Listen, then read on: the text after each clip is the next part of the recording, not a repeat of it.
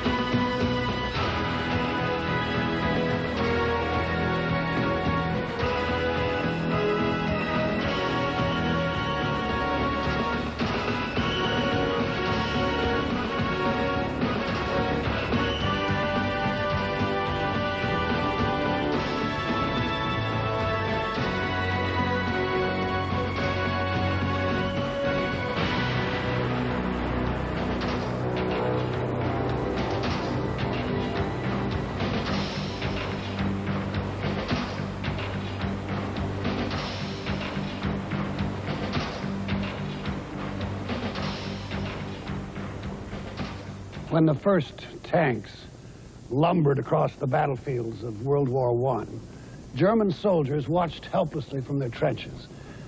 Their shots bounced off the approaching giants. The tanks were unstoppable. But whenever a new weapon appears in combat, it isn't long before another weapon arrives to counter the effect. Back and forth, this balance swings. As tanks add armor, anti-tank weapons gain a more lethal punch. Today, attack helicopters, jet fighters, and guided munitions join the arsenal of tank busters. There is no question that today the dominant weapon of land warfare is the main battle tank. Armed with a deadly accurate main gun and protected by top-secret composite armor, the tank is the spearhead that pierces an enemy's defenses. Racing across the battlefield at nearly 50 miles an hour, the M1A1 Abrams tank of the U.S. Army did what it was designed to do during the 1991 Persian Gulf War: seek and destroy enemy armor.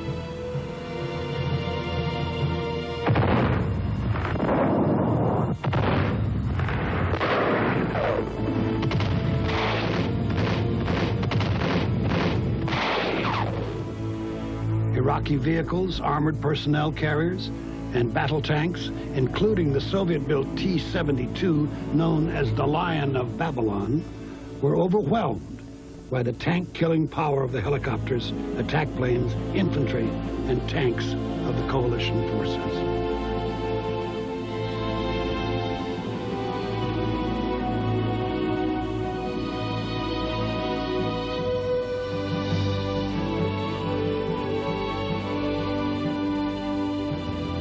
The tank round that took the turret off more Iraqi tanks was the Abrams 120mm armor-piercing penetrator rod. This 2-foot-long rod, held in place by sabots that fall away as the round clears the muzzle, is made of hardened, depleted uranium, known as the silver bullet. The rod doesn't explode, but punches a hole through the armor. There is no known enemy vehicle that cannot be penetrated by the sabot round. One of the greatest strengths of the M1 tank is the stabilization system on the main gun and the ability to acquire targets with a great deal of accuracy and kill them. It is the premier anti-tank weapon in the world. But the tank's dominance over the battlefield may be short-lived. With so many weapons aimed at knocking them out, their future is uncertain. After 75 years, the balance of tank versus tank killer may be shifting away from the once almighty land ships.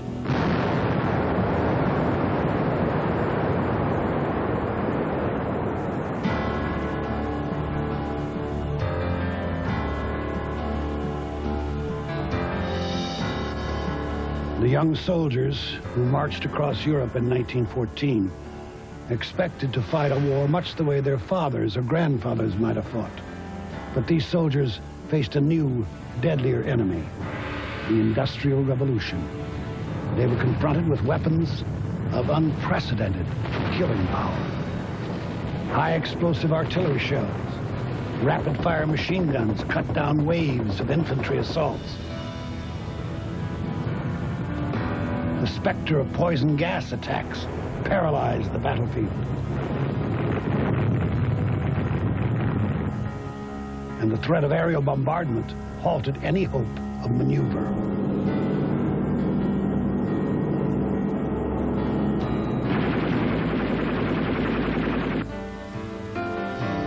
Both sides of the Western Front looked desperately for something that could break the stranglehold that these weapons exerted on the battlefield. They found it in 1916.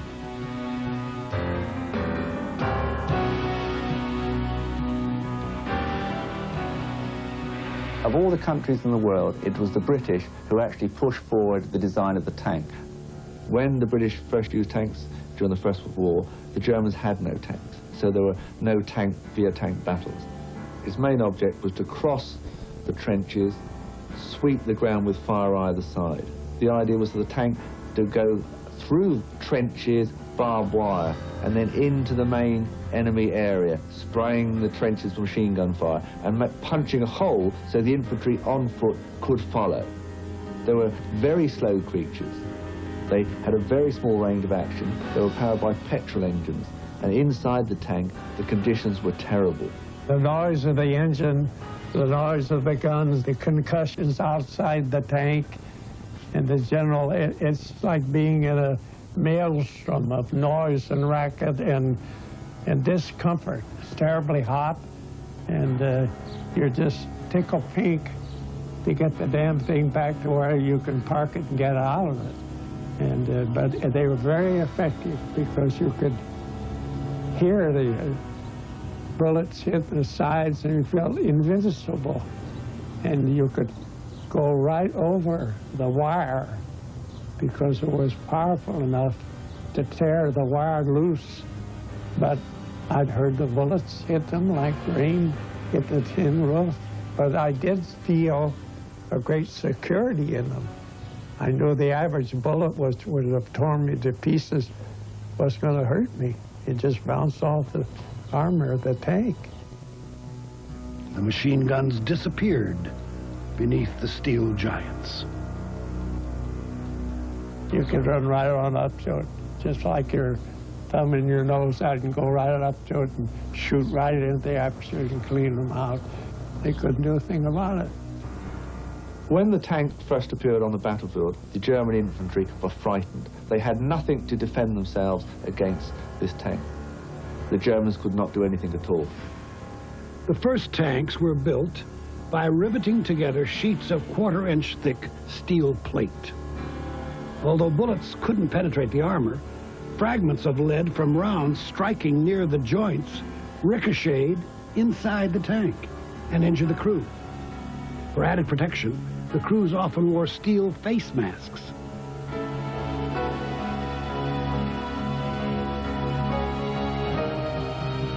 Although German rifles couldn't stop the tanks, German artillery could. So what they did first of all was to bring artillery forward. If a tank got hit with a 75mm shell, it could well penetrate the tank, it would hit the crew, the petrol would catch on fire, and the tank would be burnt out. But obviously, you couldn't deploy those guns everywhere.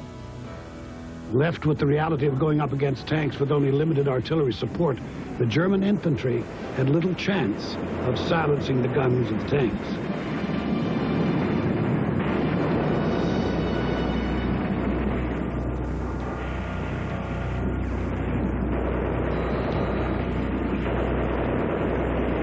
They needed a portable weapon that could pierce the armor plates.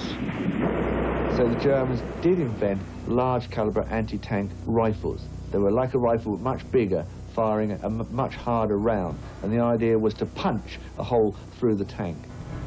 But more than just punch a hole in the tank, these rounds could ignite fuel or ammunition and destroy the tank.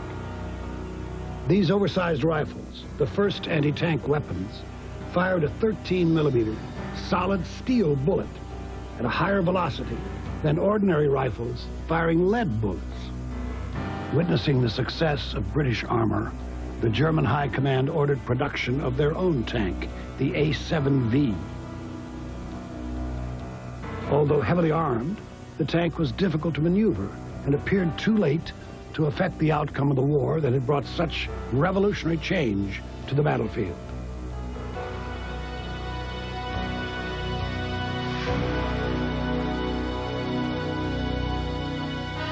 Tank Busters will continue in a moment here on A&E. The signing of the armistice on November 11, 1918, stopped the fighting and brought home the soldiers who had survived the carnage of no man's land. The world, said President Woodrow Wilson, was now safe for democracy. By spring, the Allied nations came together in Paris at the Palace of Versailles to dictate the terms of the peace treaty. With the enemy vanquished, leaders saw no use for their large navies and armies. The Infant American Tank Corps was disbanded by 1920, and what tanks remained were placed under the control of the infantry. With restricted funding, improvements in tank designs came slowly. The Army focused its efforts on the production of low-cost, thin-skinned scout tanks. By the late 1930s, a successful design emerged, the M3 Stuart light tank. Fast and agile, the Stuart bridged the gap between tanks armed only with machine guns and those armed with heavy cannon. However, the inch-and-a-half thick steel plate would not have protected the crew against the armor-piercing shells of its own 37mm gun. And it would certainly be inadequate protection against the 75mm guns that armed the tanks built by Germany. Designed in violation of the Treaty of Versailles, German tanks were sheathed with heavier, all-welded armor.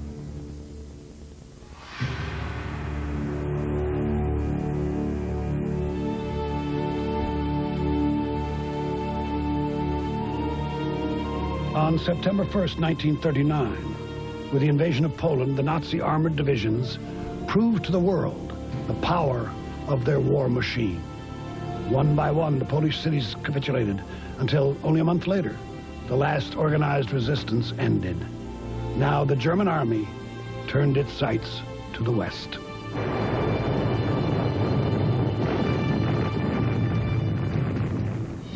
American industry began producing tanks in record numbers. A larger tank, the M3 medium tank, was more heavily armed than the Scout tanks, but it was still assembled by joining armor plates with bolts and rivets, and the near vertical hull plates made for easy targets.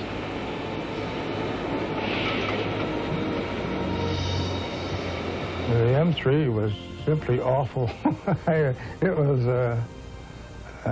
was called a bucket of death because it had been put together with bolts, welded bolts, and whenever it took a hit, why, those bolts would buzz around inside of the tank like bees. And you got as much damage from them as you did from the explosion of the shells. The German armored juggernaut overran much of North Africa by 1942. Its superior armor and firepower, unchecked by inferior Allied equipment, dominated the battlefields.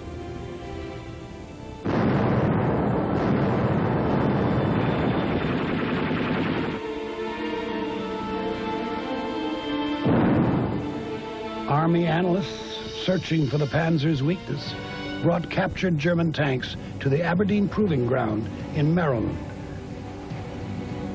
A revolutionary new anti-tank weapon proved it could stop the German armor, the bazooka. It's developed by an ordnance officer who comes up with a rocket launcher that's 2.36 inches in diameter. He uses metal out of fire extinguishers to make this tube, and he uses a high explosive anti-tank warhead in a rocket in this tube. and we take it to North Africa and use it against German tanks. Once in combat, the shaped charge projectile proved itself to be a valuable weapon. When the tip strikes the armor and triggers the fuse, the cone shape focuses the detonation, turning the projectile into a molten plasma, which literally burns its way through nearly a foot of steel. The bazooka was a man-portable system, and normally a two-man team had them. One man to fire the system, the other one acting as a loader. The effective range of the early type bazooka was really only several hundred meters. In peacetime, you claimed a success rate of perhaps 95%, but under real wartime conditions, the enemy is coming at you and firing at you. It needs a brave man to sit there and wait till that tank comes within 200 meters before you open fire.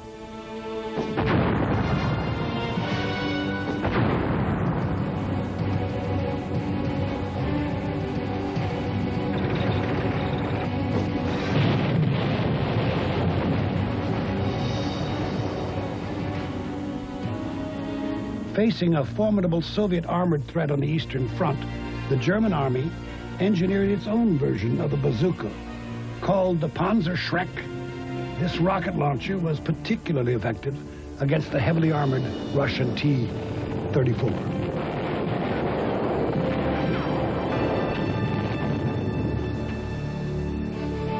Soon they improved on the design by creating a projectile with a much larger shaped charge. With a bigger charge, the Panzerfaust could burn through even thicker armor. Once it breached the armor, the blast would incinerate the tank and its crew. It was a much more powerful weapon than our bazooka, but it wasn't as long a range. Our problem was our bazooka, the shape charge was too small in diameter, but it did have a pretty good range. The German Panzerfaust had a larger shape charge and more effective, however, but it had a shorter range, so you had to weigh one against the other. Another thing, the Panzerfaust could be handled by a single man, whereas a bazooka took a two-man team. We did use our bazookas against German tanks, and we knocked out some German tanks with them, but they weren't near as effective against German tanks as their Panzerfaust was against us. The German Panzerfaust was such a good weapon, we would usually capture a bunch of them, so there were plenty of them around. And I'd say a lot of our infantry carried German Panzerfaust and used them.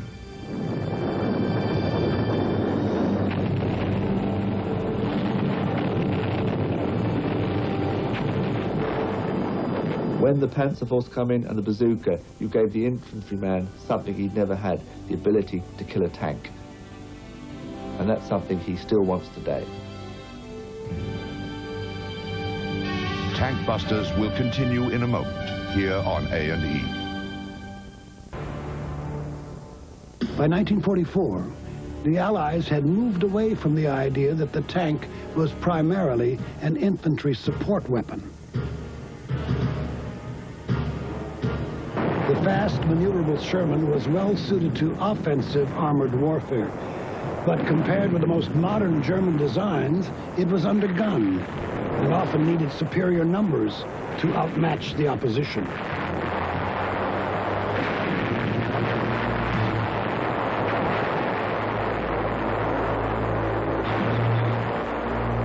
The American Army entered the war with only nominal anti-tank weapons. Small artillery pieces like the 37mm cannon would do little harm against the thick hide of the German tanks.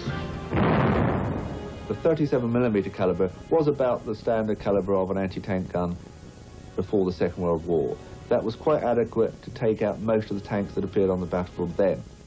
The American 37mm gun would penetrate about an inch and a half of armor, but it wouldn't go through the front of one of our tanks, nor would it penetrate the front of a German tank.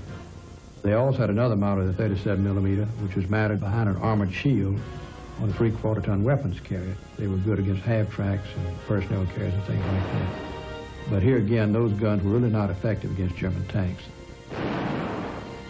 Stopping the Blitzkrieg demanded a more potent solution.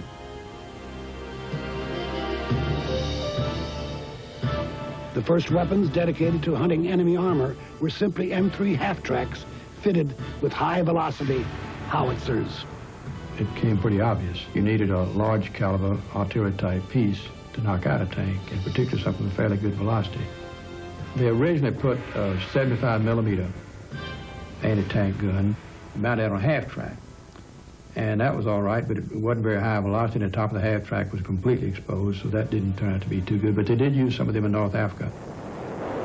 In their baptism of fire, the tank destroyers fared well against Rommel's armor.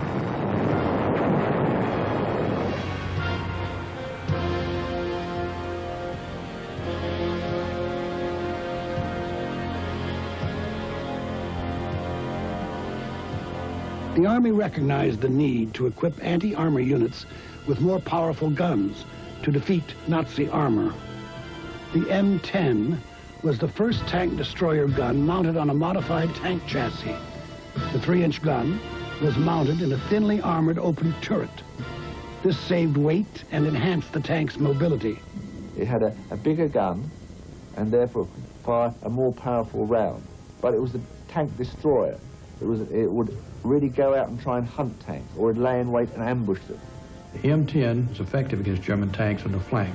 It could knock out a Panther from the front, but it could get it from the side. And it turned out to be a pretty effective vehicle. The Germans also had tank destroyers, because tank destroyers were cheaper to produce than tanks. They often didn't have the armor protection. The Germans, faced with a growing need for powerful defensive equipment which could counteract Allied numerical superiority, had developed larger, less maneuverable, but heavily armed tanks and self-propelled guns. It had extremely heavy armor, and the gun was mounted in a turret that did not rotate. Extremely effective weapon. And they also used them as assault vehicles. But that was the development of the anti-tank gun as far as the Germans are concerned. At Camp Hood, Texas, a school was established to train new teams of tank destroyers. The soldiers learned all aspects of tank destroyer operation, from vehicle maintenance to gunnery. That was a tank destroyer camp at that time. We went through our regular basic trainings and what we had to do being in the military, but then we started getting advanced training. Then later on, these engineers were coming down with these tanks from Michigan. We got the M10, and I had no idea how powerful they were.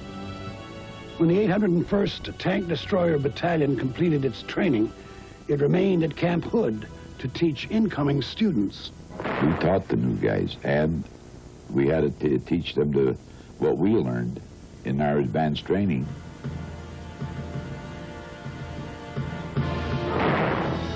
In 1944, the 801st joined the Allied armies in the invasion of Europe. We were attached to the 4th Infantry Division at the time, which spearheaded at Normandy. We landed at the same beach. It wasn't no picnic landing at Utah Beach even 6 days later, because they already knew where we were coming in at, and they had their guns pretty well trained. We were just lucky to get through there. Then we went south from there, southern part of the Cherbourg Peninsula, which is still in Normandy, and that's where we encountered our first tank battles with the Germans. There was plenty of SS Panzers there, believe me, in that area. We broke through there, and there was opposition here and there, but it was pretty good sailing till we got to Paris. When we came in there, the people just were wild. They were all over the streets, all over the tanks, all over all the vehicles, and the gals are all kissing the guys, and there was a little champagne and wine flowing around, and I wouldn't have cared if we stayed there a month, but we had to move out in 2 days. And we went over the Ruhr River. We got to Emmenroth, Germany. When our battalion finally got M18 destroyers. The M18 Hellcat was the first tracked tank destroyer specifically designed to hunt and kill enemy armor. With a top speed of 50 miles per hour, the M18 was the fastest armored fighting vehicle of the war. Everybody was kind of happy about that. It was a more powerful gun, and I think it had the good armor-piercing shells. They could set it into place a lot faster. Its maneuverability made it well suited to the hit-and-run tactics of tank killing.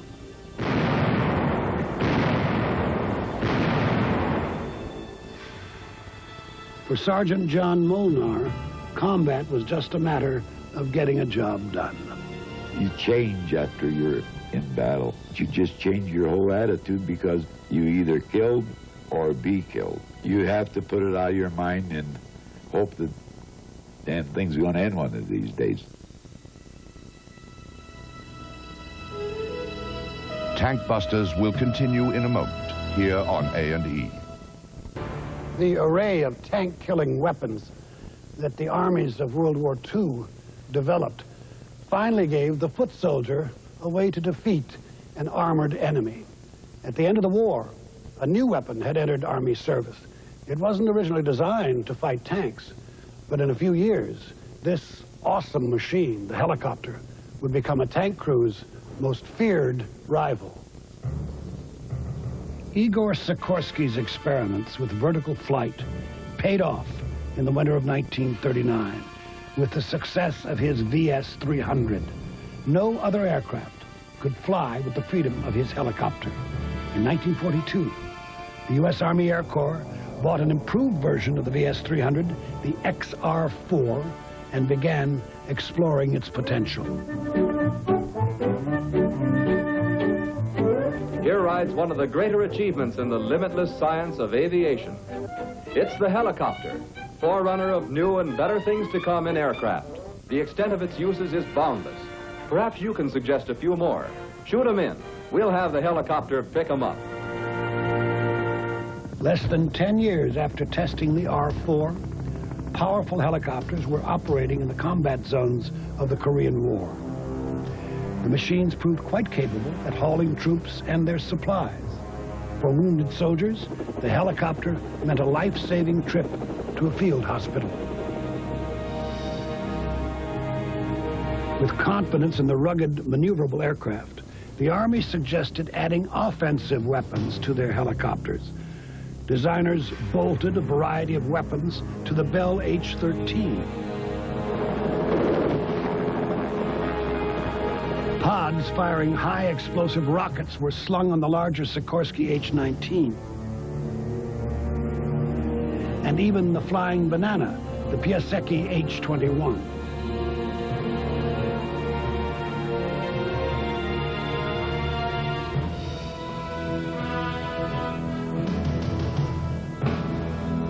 From these successful tests at the Aviation Center at Fort Rucker, Alabama, grew a new weapon that would soon become synonymous with Army combat operations.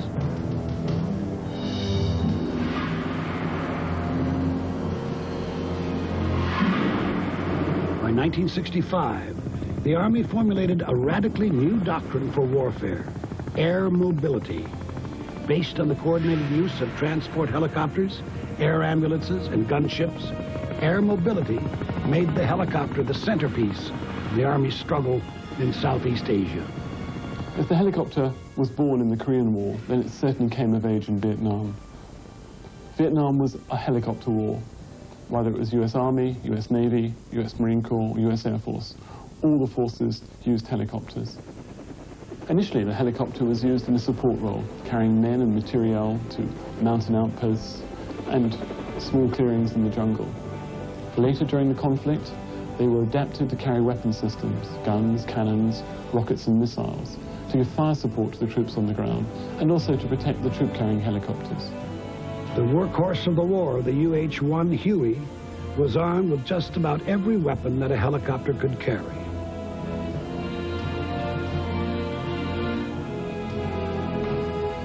High-explosive and anti-personnel rockets turned the Huey into a flying artillery battery. However, the rockets were unguided, and often many had to be fired to be certain the target was hit. The Army looked for a more capable helicopter to meet the demands of combat. Eventually, before the end of the war, the US Army had ordered into production the Bell Cobra, the world's first dedicated attack helicopter. Its two-man crew were protected by armor, it was fairly agile, and it had the speed to be able to negotiate and get out of difficult firefight situations. The most recognizable feature of the Bell Cobra is its thin fuselage, only 3 feet wide. The Cobra presents an enemy anti-aircraft gunner with a very small target.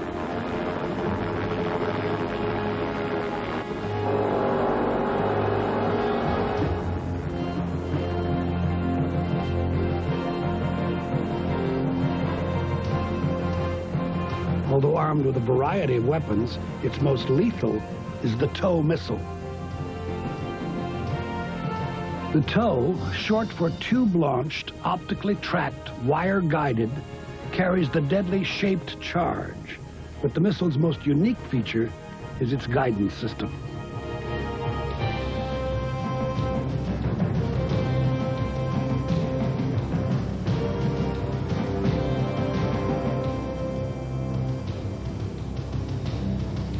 The idea was to get instructions from the operator to the missile to tell it which way to turn to stay on course. The wire originated at the launch platform and came off a reel that flew with the missile to the target. With the wire, you had a covert, closed communication line that couldn't be jammed, couldn't be heard by an enemy. TOW became a very effective, fairly short-range anti-tank weapon. In the last days of the Vietnam War, TOW missiles fired from attack helicopters demonstrated their accuracy and lethality against the Soviet-built tanks of the North Vietnamese Army.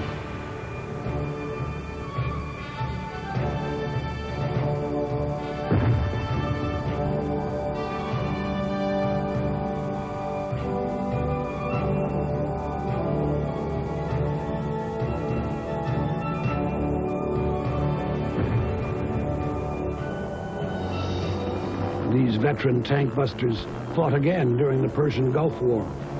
Modernized with more powerful tools, Marine Corps Super Cobras played a key role in winning the battle for the town of Kafshi.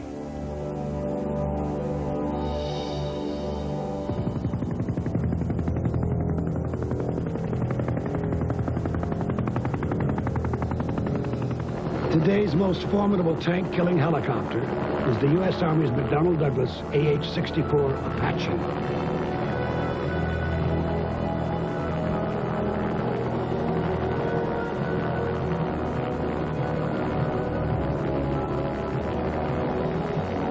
Your laser is armed, sir. Okay, come down. Okay, I got target right there. Roger. Let me go on. Good Hellfire launch. It's a new target. May you get somebody on the ground? For handoff, let's see if I can get him to come back. Okay, I think we're on that. And Team 2 will be covering egress to Toronto. Fire. They're gone, sir. The Apache is basically the world's leading state-of-the-art attack helicopter. It's capable of carrying up to 16 Hellfire guided missiles with a range of 8 kilometers. It can operate in most weather conditions, most ground conditions. The Hellfire missile follows a laser beam that is focused on the target, making pinpoint accuracy possible. Its 17-pound shaped charged warhead can destroy the armor of any tank in the world. Darkness does not ground the Apache. Even on the blackest of nights, special night vision sensors allow the pilot and gunner to fly, hunt, and attack enemy armor. Infrared detectors locate even camouflage targets in the most rugged countryside.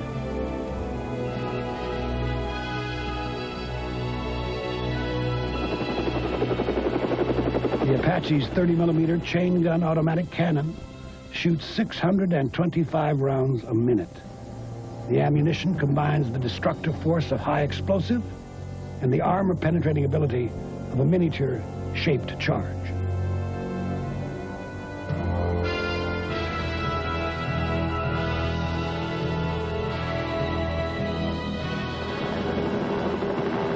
The modern helicopter are flying black boxes full of defense suppression equipment, electronic warfare equipment. They're armor-plated. They have their systems duplicated and sometimes triplicated in order to survive being hit. During Desert Storm, although it had initial teething problems with sand in its engines, it was highly successful in detecting and destroying Iraqi armor, Iraqi troop concentrations, and radar and other special facilities. Everything. Okay, I have a tank for you. Ready? I was supposed to. My car got it. Give me another one. There's about 3 kilometers into the 4 or 5 feet.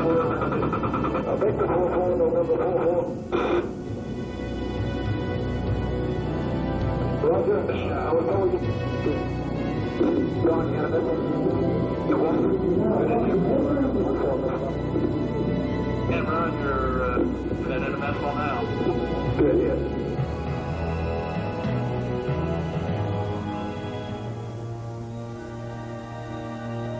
This new tank killer quickly proved its value in the modern battlefield. The primary mission out here is to kill tanks. A-64 is designed to kill tanks, and it does its job very well. I had the experience of shooting a Hellfire missile since I've been here, and it's a very outstanding weapon. What this system will allow us to do is to fly at 100 feet, 120 knots, at night, lights out, cross-flight, and kill tanks at pinpoint accuracy. You can't argue that with anyone else, that this is not the most sophisticated attack helicopter in the world.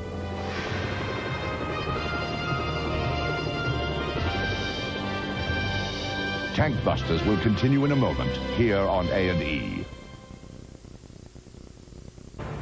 For the infantrymen in need of an anti-tank weapon, the bazooka remained unchanged for nearly 20 years until the law, or light anti-armor weapon, entered Army service in 1962.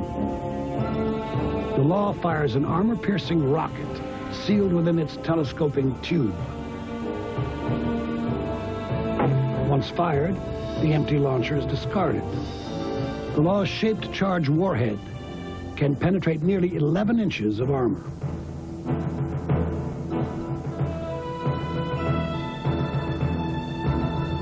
In Vietnam, the communist guerrillas would salvage the spent tubes and rig them for booby traps. The Vietnamese would come along and drill a hole in it here, and then take a hand grenade and take the pin out and drop them in here so that the spoon didn't fly off. And they would pack that full of hand grenades and then hang that up in a tree and rig a tripwire to it, and as you would come along and trip the tripwire, all the grenades would fall out and on top of you and could ruin your day. The infantryman's most effective weapon against tanks is a portable version of the same TOW missile fired from attack helicopters.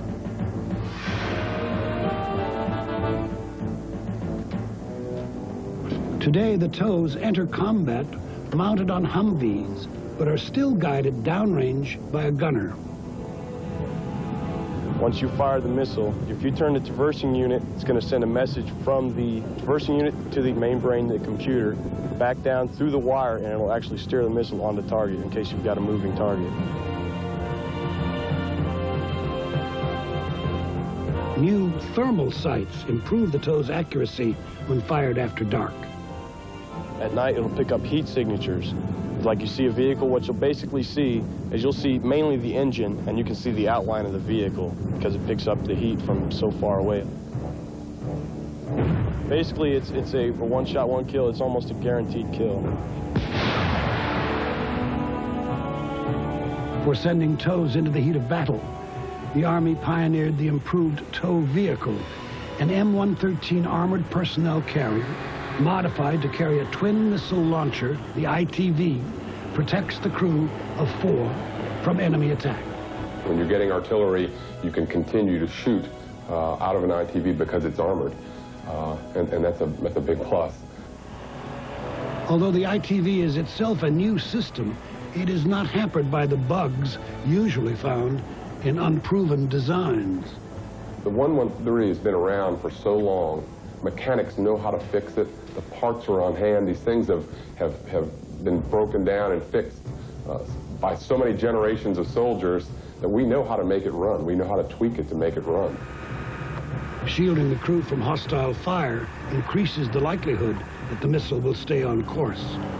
In the first evolution of the TOW on a 113, the gunner was exposed. So if he was getting shot at or getting hit with artillery, he wasn't so confident sitting there for 15 seconds tracking the target. What the ITV does is it gives him protection. He's totally enclosed, so he's going to be impervious to most small arms and everything but a direct hit with artillery. So it gives him a lot more confidence to stay tracking a tank or any target for the full duration of the flight time. of the infantry. The most aggressive tank destroyer on the battlefield is the M2 Bradley Infantry Fighting Vehicle. Developed in the late 1970s, the Bradley's speed and armor protection boost its survivability in combat. The M2 has 2 tank-killing weapons systems. The 25mm Bushmaster automatic cannon is effective against thinly skinned vehicles like personnel carriers. The gun fires armor-piercing rounds, much like the penetrator rods fired by the Abrams main battle tank. When engaging heavy armor, the Bradley attacks with its twin tow missile launcher. With their large warheads and range of 3,500 meters, these guided weapons can defeat any known enemy armor. As an offensive vehicle, the Bradley doesn't hesitate to take the fight to the enemy.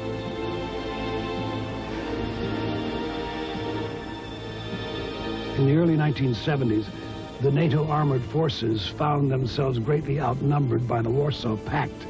In the event of a Soviet invasion of Europe, Western forces would be overrun by waves of Soviet tanks. The perception of NATO was that at some point in time in the future, the Warsaw Pact may well attack us. For that reason, we invested heavily, not only in tanks, but in the anti-tank systems, particularly attack aircraft. The A-10 was designed with survivability in mind for the aircraft and the pilot. Many of the critical control systems are duplicated, even triplicated. The engines are set far apart. In the event one is destroyed, the other won't catch fire. The pilot flies from a cockpit lined with titanium armor that can protect him from anti-aircraft fire. The Warthog was built around its main tank-destroying weapon, the 30mm rotary cannon, most powerful ever fitted to an aircraft. It fires projectiles with depleted uranium slugs. Depleted uranium, which is not radioactive, is denser than steel or lead and has a better chance of punching through tank armor. The A-10 pilots have a counterculture feeling about the airplane. It's looked down upon perhaps by other fighter pilots because it's not as fast. And although it had an official name of Thunderbolt II, it's called the Warthog by the pilots because it's not aesthetically as pleasing an airplane. But in combat, it turned out to be extraordinarily effective, and the Gulf War gave it a new lease on life. Squadrons of A-10s deployed to the Persian Gulf on the eve of Operation Desert Storm and prepared to face the divisions of Iraqi armor. An A-10, piloted by Colonel Bob Efferson, took a hit from Iraqi anti-aircraft artillery. I was going to about 11,000 feet when the airplane was hit. It was a very violent jarring of the airplane. My immediate reaction was to get out of the target area. And the airplane kept flying. So then all we had to do was land a shot-off airplane. Everything went well until I touched down, and the left tire blew, and the airplane skidded off in the desert, only doing about 50 knots. The redundant systems brought home a plane and saved a life. As soon as I was hit, the right system went to zero, and all the lights in the world came on. Missile went off, and I thought it was the SAM going by, so I started kicking flares out the back. The right side of the airplane took the most hits. There were 378 holes, total holes in the airplane. I had some unexpended ordnance on the wings, and the ordnance had another 45 or 50 holes in it. Wish I'd have kept it on the runway for you, but the tire blew and I just couldn't keep it on there. We got plenty of time. Well, we do now. The right engine had 45 holes in the shroud. The left engine had about 15. They both kept running. The airplane was so badly damaged that I just didn't see how it could have made it. But she held together and was able to get it home.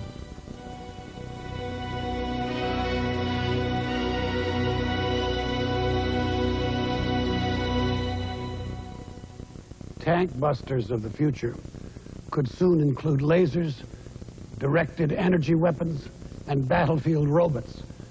Tank builders will counter with heavier and more elaborate armor and protective systems that will make their tanks more survivable. But survivability should not be confused with immortality. With so many weapons aimed at knocking out armor, no tank is or ever will be invincible.